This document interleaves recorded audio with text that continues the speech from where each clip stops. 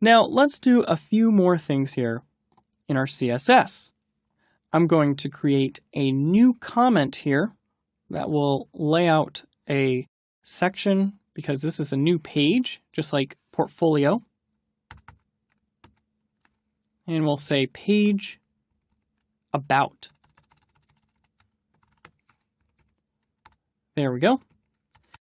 And under about, I'm going to say profile photo, because that's the class that we specified earlier. I'm going to set the display to block, and I'll explain that in a moment. I'm going to set the max width to 150 pixels, a margin of 0 on the top, auto on the left and right, and 30 on the bottom, and then a border radius of 100%. Setting this to display block will allow us to use auto margins to center the element on the page, as we've done here, similar to our wrapper div. By default, images are display inline, but we don't want this image to be displayed in line with the rest of the text. We want it to be display block and actually take up space on the page with a width and height. Now, you might be thinking, if this is display inline by default, similar to text, why don't we just align it center using the text align property?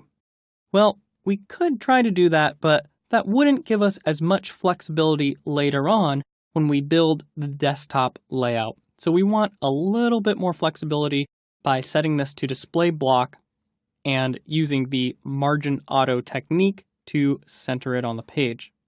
The max width of 150 pixels just sets a max width as the term implies. It's okay if it gets smaller than that, but I don't want it to get any larger. Finally, we've used a new property called border radius. The border radius property allows you to add rounded corners to an element. You can use pixels here, but I've chosen to use a percentage value instead, and I've set the percentage to 100%. That will make our corners so round that in fact our picture will just be a circle instead of a square.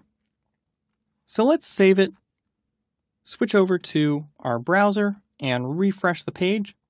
And as you can see, the picture is now a circle. Just so that you can get an idea of what border radii looks like when it's not set to this odd 100% value, let's set it to 20 pixels, save that, and refresh.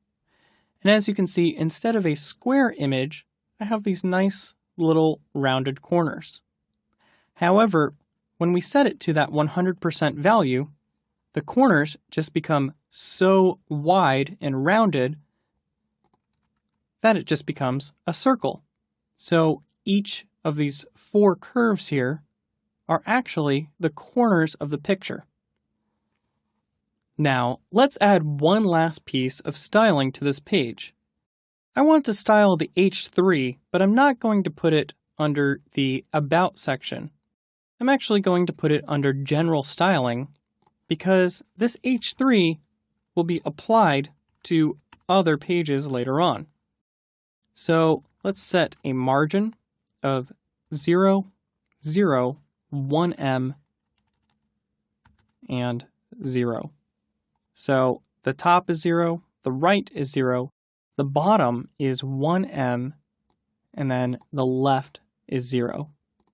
This will zero out the margins on the H3 element and add some margin to the bottom so that it just separates it from other text a little bit more.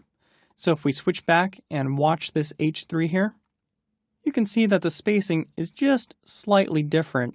And if for some reason the padding were incorrect here, it would go ahead and give it some nice separation regardless. So although it doesn't look like much of a visual change occurred, it's basically just an insurance policy to make sure that About is always separated along with any other H3 elements. This will also be more apparent when we get to our desktop layout. By default, browsers and most CSS resets will add margins to headline elements, but we don't want the H3 to push other elements out of the way by too much, so we've reset them.